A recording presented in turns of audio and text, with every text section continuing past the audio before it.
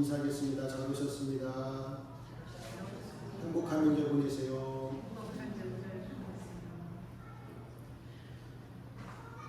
9월의 설교 주제는 인생의 문제를 만난 성도에게입니다. 오늘은 설교 주제를 맞추어 인생은 하나님이 치유하신다라는 제목으로 말씀을 나누겠습니다. 과학과 기술의 발달에도 불구하고 사람들에게는 여전히 치료가 필요합니다. 몸의 질병뿐 아니라 마음의 상처와 두려움, 우울감으로 힘들어하는 사람들도 있습니다.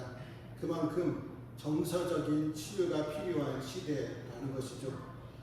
그러나 우리에게 무엇보다 가장 필요한 것은 영혼의 치료입니다. 왜냐하면 죄에서의 해방과 구원이 필요하기 때문입니다. 죄는 마치 나병과 같아서 사람이 치료할 수 없지만 사람이 할 수 없는 일을 하나님이 하심을 본문 말씀을 통해 가르쳐 주고 있습니다. 오늘 말씀에 등장하는 아람 왕의 군대장과 나아만이 나병에 걸렸습니다. 나병은 오늘날 한센병인데 나귀로로 인한 피부병입니다. 요즘은 의학이 발달해서 나병이 치료 가능하지만 그 당시만 해도 치료 불가능한 병이라서 신이 내린 저주로까지 여겨졌습니다. 그로 인해 나병에 걸린 이스라엘 사람들은 가족과 사람들에게서 회복될 때까지 멀리 떨어진 곳에서 살아야만 했습니다. 하지만 나아만은 이방 사람이라 별도로 격리되지 않고 가족과 함께 살았지만 고통의 삶을 보내야만 했습니다.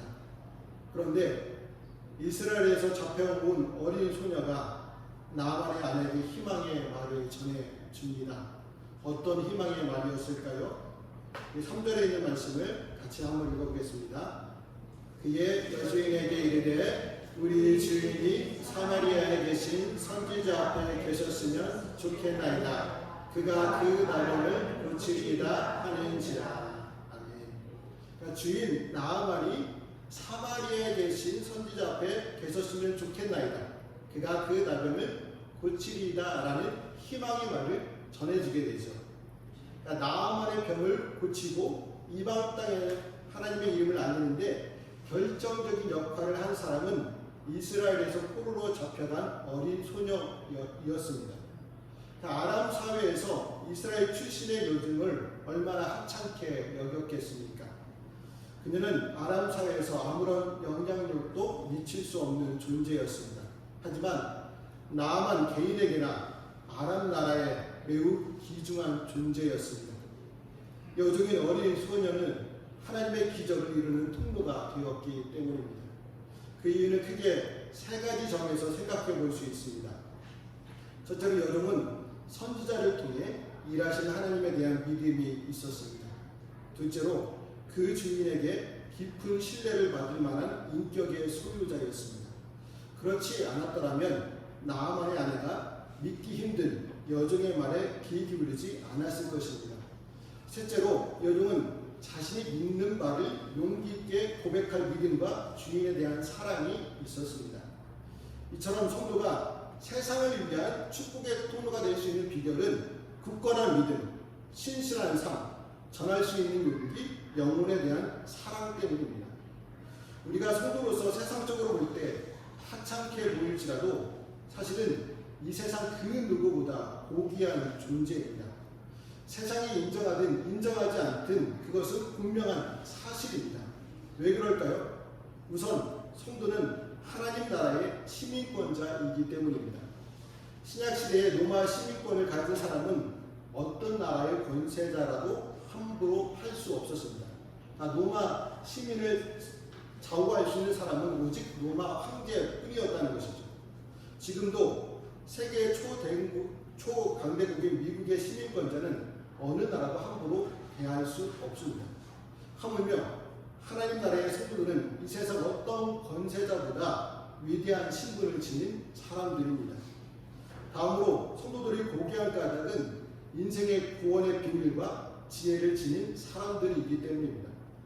성도는 이 세상 어떤 권세자들도 알 수 없는 복음의 진리에 대한 지혜를 지닌 사람들입니다. 그리스도 안에서 하나님께서 성령으로 거듭나게 하시고 성령께서 동행하시고 가르쳐 주셨기 때문입니다. 그로 인해 성도들은 인생 구원의 비밀을 알고 있는 가장 고귀한 사람들입니다. 끝으로 성도들이 고귀한 까닭은 원수도 살아가는 능력을 지녔기 때문입니다. 이스라엘 출신의 여종은 자기를 포로로 잡아온 나아만에게 구원의 길을 가르쳐 주었습니다. 불신자 같으면 속으로 나를 감히 포로로 잡아와 나아만 너는 나병에 걸렸으니 이제 끝이야. 죗값을 치르는구나. 쌤통이다 라고 기뻐했을지도 모릅니다. 그러나 이 어린 소녀는 반대로 자신의 원수에게 살 길을 가르쳐 주었습니다. 이처럼 원수까지 사랑할 수 있는 존재들이 이 세상 어디에 있겠습니까? 성도들 외에는 없습니다. 그래서 성도는 고귀한 존재들입니다. 왜냐하면 그리스도의 성품을 지녔기 때문입니다. 사람들 중에는 자신을 비하하는 사람들도 있습니다. 자신이 많이 배우지 못했다고, 많이 가지지 못했다고 열등의식에 사로잡힌 사람들도 있습니다. 그래서 작은 일에도 자주 분노합니다. 또한 자신은 아무 쓸모없는 사람이라고 자책하는 사람도 있습니다. 그렇다면 지금 이 순간부터는 그런 생각을 떨쳐버려야 합니다. 우리는 위대하신 하나님의 자녀들입니다. 하늘의 비밀을 아는 사람들이며 천국에서 존귀와 영광을 누릴 약속을 받은 백성들입니다. 그래서 우리가 전하는 복음은 세상과 사람을 치유하는 능력이 있습니다. 이 사실을 믿고 고귀한 하나님의 백성답게 세상을 살아가시기를 바랍니다. 그런데 본문에 나오는 이스라엘 왕은 하나님께 선택받은 사람임에도 불구하고 담대하지 못했습니다.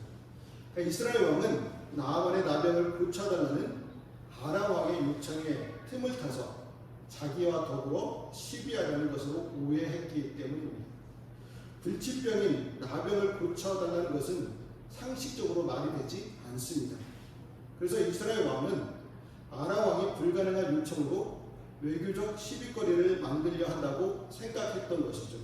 그런데 이스라엘 왕 여호람은 하나님의 사람 엘리사를 알고 경험했던 사람입니다.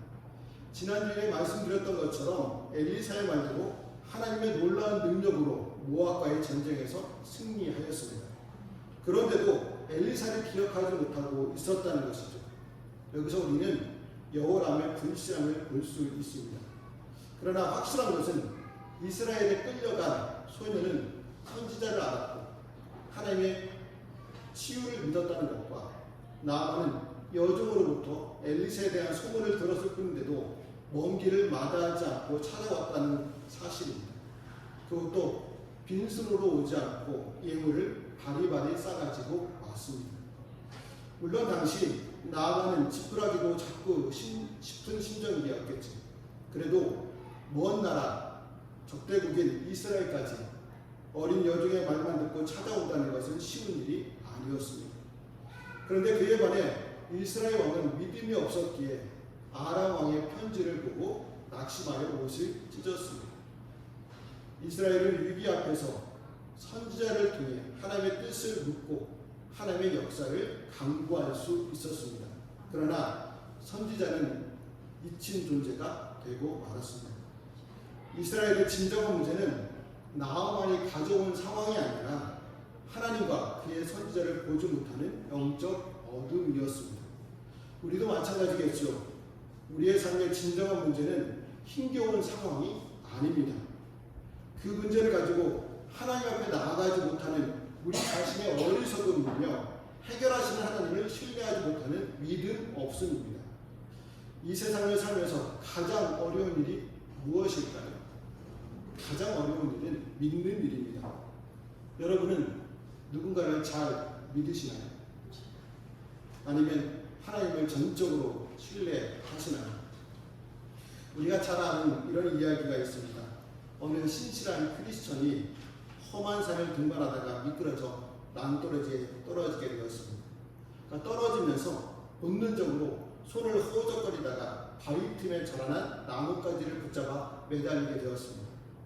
밑을 내려다보니 험한 골짜기였습니다. 그래서 위를 향해 있는 힘껏 도와주세요. 위에 아무도 없나요? 라고 외쳤습니다. 한참 동안 아무 소리도 들리지 않더니 구름 사이로 두려워 말라라는 음성이 들렸습니다. 그 음성을 듣고 그는 누구십니까? 나를 빨리 도와주세요라고 말했습니다. 그런데 구름 사이로 음성이 다시 들려왔습니다. 나는 내가 믿는 하나님이다. 너는 나를 믿고 잡고 있는 나뭇가지를 놓아라. 그리하면 살리라. 라는 하나님의 음성이 들렸던 것이죠. 한참을 생각하는 그는 위를 향해 다시 소리 질렀습니다. 그 위에 다른 분 없으세요? 라고 소리 질렀습니다. 그는 신실한 크리스천이었지만 목숨이 위태할 때는 살려준다는 하나님의 말씀을 믿지 못하고 다른 사람을 찾았던 것이죠. 혹 우리가 그러지 않습니까? 이스라엘 왕이 바로 그랬습니다. 믿음 없이 낙심하며 옷을 찢었습니다. 이 소식을 들은 엘리사는 왕에게 사람을 보내어 나아만을 자기에게 보내도록 요청하였습니다. 엘리사는 하나님의 능력으로 나아만의 나병을 고칠 수 있다는 믿음이 있었기 때문입니다. 그로 인해 우리에게 중요한 것이 무엇입니까? 바로 믿음입니다. 하나님이 못하실 일이 없음을 믿는 믿음입니다. 우리가 하나님의 은혜로 문제를 해결받고 병이 치유받는 것도 중요합니다. 그러나 우리에게 더 중요한 것은요, 바로 우리의 영혼이 구원받는 것입니다. 문제가 해결받고 질병이 치유받아도 영혼이 구원받지 못하면 아무 소용이 없기 때문입니다. 우리가 알고 있는 것처럼 나아만은 나병이 치유받았습니다. 그런데 나아만은 병이 고침받은 것보다 자신의 영혼이 구원받았다는 것에 더 기뻐했다는 사실입니다. 이처럼 우리가 다른 어떤 은혜를 받는 것보다 구원받은 기쁨과 비교할 수 없습니다. 주님께서 나 같은 죄인까지 살려주셨다면 다른 사람도 구원받을 수 있다는 것을 믿고 주님께 데리고 와야 합니다. 이 세상에 예수님께서 구원 못하실 죄인은 없습니다. 그 사람의 죄가 많은 사람이라도 예수님께 나아가기만 하면 구원을 받을 수 있습니다. 그래서 우리는 아직까지 구원받지 못한 가족과 이웃을 예수님께 보내야 합니다. 그러면 우리 주님께서 그 영혼을 반드시 구원하여 주실 줄 믿습니다. 나아만의 몸의 병과 영혼이 구원받기 위해 엘리사 집 앞에 도착합니다. 그런데 나아만이 분노합니다. 그 이유가 무엇일까요? 우리 10절 말씀이 기록되어 있는데 같이 읽어보겠습니다. 엘리사가 사자를 그에게 보내어 이르되 너는 가서 요단강에 몸을 7번 씻으라. 내 살이 회복되어 깨끗하게 하리라. 엘리사가 나와 보지도 않고 사환을 보내 자기에게 가서 요단강의 몸을 7번 씻으라고 말만 했기 때문입니다.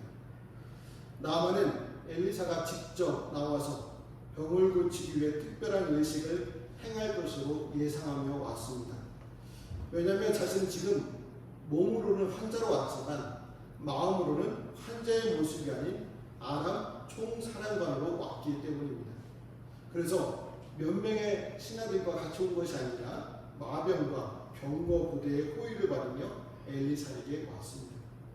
나아만은 내가 비록 환자지만 그래도 난 아람의 영웅이며 총사령관이야 라는 교만한 마음으로 엘리사에게 왔던 것이죠. 사람의 자존심은 참 신기합니다. 다 잃어도 병들어도 자존심만은 끝까지 내려놓지 못합니다. 그래서 더 큰 낭패를 겪기도 합니다. 나아만이 그런 사람이었습니다. 엘리사가 나와보지도 않고 사환을 통해 요단강에서 물러만 몸을 씻으라고 들었을 때 어이가 없었습니다. 내가 누구인데 문정받게 하는 거야. 부하가 머리끝까지 치밀었습니다. 여러분, 나아만이 어떤 사람입니까? 남에게 대접받기만 하던 사람이었습니다. 특히 군인으로서 남의 명령을 듣는 일보다 명령하는 일에 익숙하였습니다. 오로지 아람 왕의 명령만을 들었을 뿐입니다. 그런데 그러한 자신에게 엘리사는 문도 열어보지도 않고 사원을 통해 명령하듯이 지시하였습니다. 그러니 분노가 치밀었던 것이죠. 자기가 이런 대접이나 받으려고 아람에서 사마리아까지 예물을 싣고 온 것은 아니라고 생각하였습니다. 그러나 엘리사의 지시는 나아만에게 구원의 길을 알려주는 것이었습니다.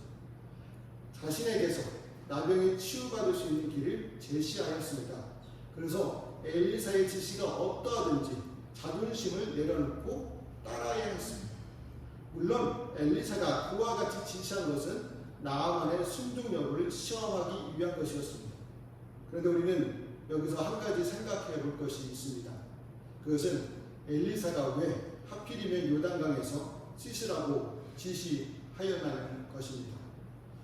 요단강물에 나병에 대한 어떤 특별한 치유의 힘이 있기 때문일까요? 아니겠죠. 만일 그렇다면 이스라엘 사람들 중에는 나병이 없어야 합니다. 그러나 이스라엘에도 나병 환자들이 있었습니다. 그래서 우리는 엘리사가 나아몬을 향해 요단 강물에 가서 씻으라고 지시한 이유를 다른 데서 찾아야 합니다. 그 이유가 무엇일까요? 그것은 나아만에게 회개를 가르쳐주기 위해서입니다. 성경에서 물로 몸을 씻는 것은 회개를 나타내는 상징이기 때문입니다. 예수님은 제자들의 발을 씻기면서 지속적으로 회개를 말씀해 주셨습니다. 마찬가지로 나아만은 그동안 살아계신 여호와 하나님을 알지 못하는 불신앙의 죄를 회개해야만 했습니다. 또 전쟁에서 무고한 사람들을 학살하고 포로로 잡아간 잔인한 죄도 회개해야 했습니다. 더군다나 엘리사가 나아만에게 7번 씻으라고 한 것은 완전한 회개를 요구하는 것이었습니다. 회개만이 죄인이 사망에서 구원을 얻을 수 있는 방법입니다. 회개 없이 구원을 얻는 길은 없습니다. 그래서 예수님의 제자들의 설교를 들은 사람들이 우리가 어떻게 하여야 구원을 얻을 수 있겠느냐고 물을 때 회개하여 각각 예수 그리스도의 이름으로 세례를 받고 제사함을 얻으라고 말했습니다.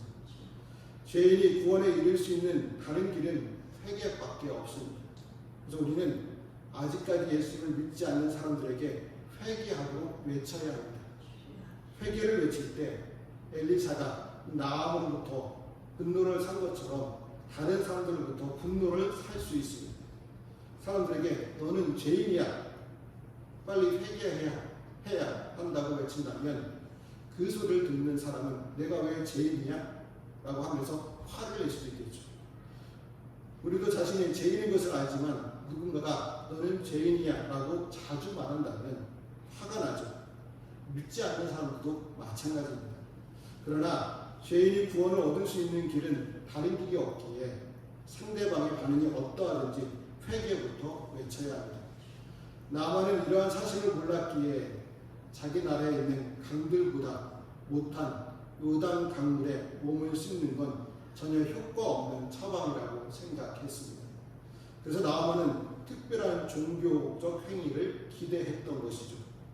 특정한 종교적 행위가 어떤 효력을 발휘할 수 있다고 믿는 것은 이방 종교의 방식입니다. 우리의 신앙은 그렇지 않습니다. 능력은 하나님의 말씀과 그 말씀에 대한 순종에서 나옵니다. 그래서 아무리 화려한 예배를 드려도 하나님께 대한 순종이 없으면 아무 소용이 없습니다. 그러나 보잘것없는 모습이라도 하나님의 말씀에 순종하면 산을 옮길 수 있습니다. 그로 인해 분노한 나아만이 그냥 돌아가려고 할 때 종들이 어떤 말로 설득했습니까? 우리 13절에 있는 말씀도 같이 읽어보겠습니다. 그의 종들이 나아와서 말하여 내 아버지여 선지자가 당신에게 큰 일을 행하라 말할 거라면 행하지 아니하였으리까 하물며 당신에게 이르기를 씻어 깨끗하게 하라 하니까 하니. 나아만의 종들은 선지자가 큰 일을 하라고 요구했어도 했을 것인데 그저 씻어서 깨끗하게 되라는데 못할 까닭이 무엇이냐고 말했습니다. 그러니까 나아만이 나병을 치료받는 기적은 바로 하나님의 은혜였습니다. 그러나 그 은혜를 붙잡을 수 있게 만든 나아만의 올바른 태도도 있습니다. 먼저 나아만은 어린 여종의 조언에 귀를 기울였습니다. 또한 엘리사의 처방이 못마땅한 와중에도 자기 종들이 하는 친구의 귀를 기울이고 엘리사의 처방을 따랐습니다. 이처럼 다른 이들의 말에 귀를 기울이며 자신을 살피는 겸손함은 하나님의 은혜를 누리는 통로가 될 수 있습니다. 나아만은 종들의 권유를 받아들여 엘리사의 말에 순종하실 때 어떻게 되었습니까? 몸이 아기살처럼 깨끗하게 되었습니다.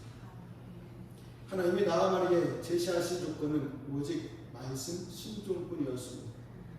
나아만이 제시한 조건에 순종하였을 때 나병이 치료받았습니다. 나면서 소경되었던 자도 주님의 말씀에 순종하여 실로암 연못에 가서 씻을 때 눈을 뜨게 되었습니다. 우리는 이러한 사실에서 또 하나를 생각해 보아야 합니다.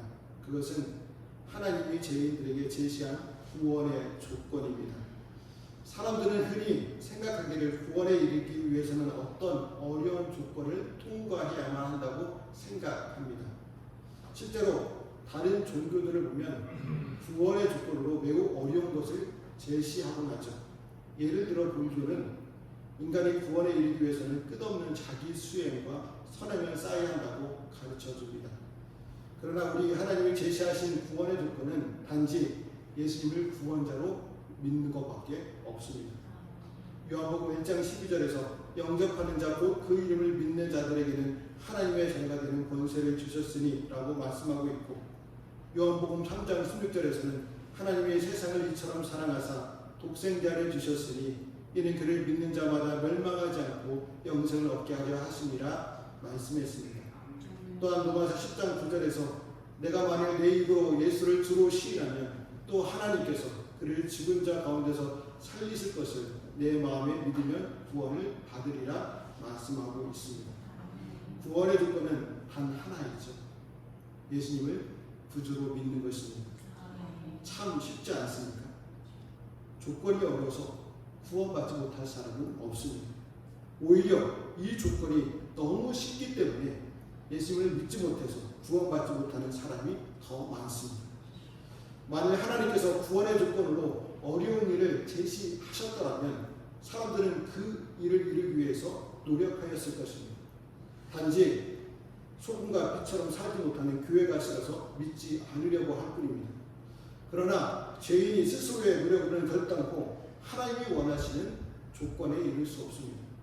그래서 하나님께서는 구원에 필요한 조건으로 오직 인간을 대신하여 죽으신 예수님을 믿는 것만을 요구하셨습니다. 광야에서 이스라엘 백성들이 하나님을 반역하다가 하나님이 보내신 불뱀에 물려 죽어갈 때 하나님께서 제시한 조건은 무엇이었습니까? 모세가 만든 놋뱀을 쳐다보는 것이었습니다. 하지만 많은 사람들이 그 이후에 불순종하여 죽고 말았습니다. 지금 이 시간에도 하나님이 제시하신 조건을 믿지 못하고 스스로의 방법으로 구원을 얻으려다가 망하는 사람들이 우리 주변에는 많습니다. 그로 인해 나아만의 종들이 나아만의 어리석음을 깨우친 것처럼 우리는 하나님이 제시하신 구원의 조건을 믿지 못하고 거부하는 자들의 어리석음을 삶으로 깨우쳐야 합니다. 여러분, 선지자의 말에 순종한 나아만은 그의 살이 어린아이의 살같이 회복되어 깨끗하게 되었습니다.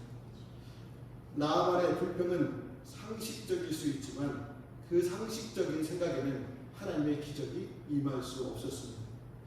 나아만에게 요구되었던 것은 자신의 생각을 내려놓고 오직 하나님 말씀 앞에 겸손히 순종하는 것이었습니다. 우리가 어떤 문제 앞에서 내 방식을 고집한다면 결국 내 능력이 가져다주는 결과를 얻게 됩니다. 그러나 하나님의 말씀에 순종하여 하나님의 방식을 따른다면 하나님의 능력이 가져다주는 결과를 얻게 됩니다. 우리는 하나님의 말씀에 순종하되 끝까지 순종해야 합니다. 온전한 순종만이 열매를 거둘 수 있습니다. 온전한 순종만이 하나님의 역사를 일으킬 수 있습니다. 그러므로 인생은 하나님이 치유하심을 믿고 온전히 순종하여 치유하심과 구원하심을 경험하시기를 바랍니다. 또한 복음으로 세상을 치유하는 그리스도의 증인이 되는 저와 성도들이 되시기를 주님의 이름으로 말씀을 드립니다. 기도하시겠습니다. 하나님,